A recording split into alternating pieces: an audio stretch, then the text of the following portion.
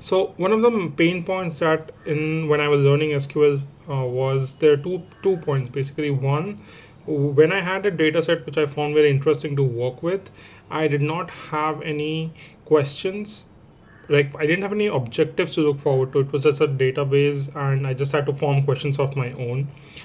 So basically, what your SQL teaching platform does is that they give you data and they have questions for you to answer, so you know what direction you want to approach it as. There are often times where I've come across scenarios like this, that a lack of objectives kind of hampers your learning. So in this video, I'm going to show you how you can work on your own data set. In an earlier video, I have already shown that how you can create your own database, and using that database you can create your own questions based on the topics that you prefer. For example, if you're like me and you suck on window functions a lot, so I'm gonna focus on creating more questions based off on window functions, and then going ahead I'm going to work on advanced concepts of that, right?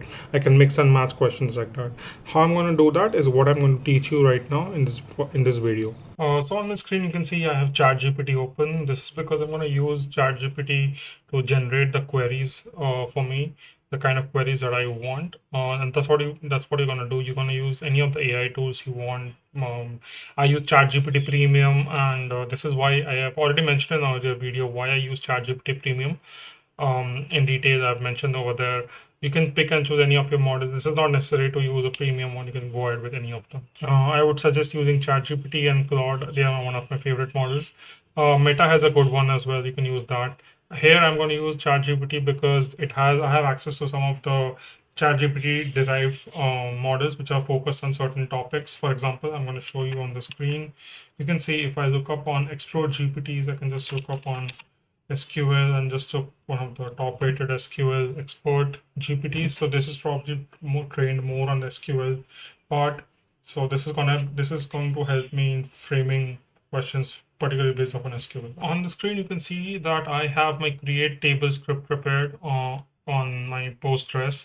So if you remember from my earlier video, I'm not using exactly create script. Rather than that, I'm using a Python to create a table. However, since the create script has already been created, I'm going to take this script because it will probably help in identifying the column names and the type of columns that the table has, and then based upon that generate the queries. So this makes it much easier. If you're on PG admin, how you can access it is you right click on the table, you go to your scripts, and you check for a create script, and it opens up the create script. Now we are back to our ChatGPT screen. What I'm going to do is I'm going to copy paste this create script. I'm going to tell ChatGPT that these are the columns, and I want to form questions based on certain topics. So I'm going to paste it here. I'm going to prompt it that please generate medium to hard level queries for me to practice. Uh, let's say I want to practice focus on the following topics: window functions, nested queries. Let's say I want CTs as well. Use, let's call it advanced joins as well. You don't have joins because you have one on this thing anyway, one table. Can't use joins. Use mix and match of different SQL concepts. Please generate, let's say, 10 medium to hard level questions. And let's see what happens here.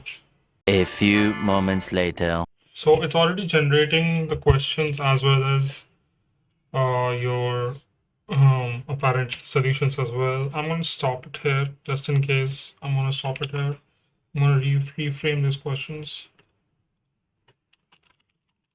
Do not produce solutions, only generate the questions. So now it shows you can generate the questions for you, how you can rank patients, so ranking nested query CTs and all these questions. So it generates 10 questions. You can obviously go further. You can use different concepts. on on whichever concepts you want to focus on. So in this way, you can easily generate queries and on the database that you prefer. For example, I have a Steam DB in which I've been practicing my SQL. I love Steam games. I've spent a lot of money on Steam, so I've been practicing over there. In this way, you can easily go ahead, create a database I've shown in the earlier video, and in this video, you can see I have already created questions and focus on it. You can easily focus on topics, and you can have generate the queries as well over here. Thanks a lot for watching the video, guys. If you have been watching it till here, thanks a lot for supporting me. Thank you and have a great day. Bye bye.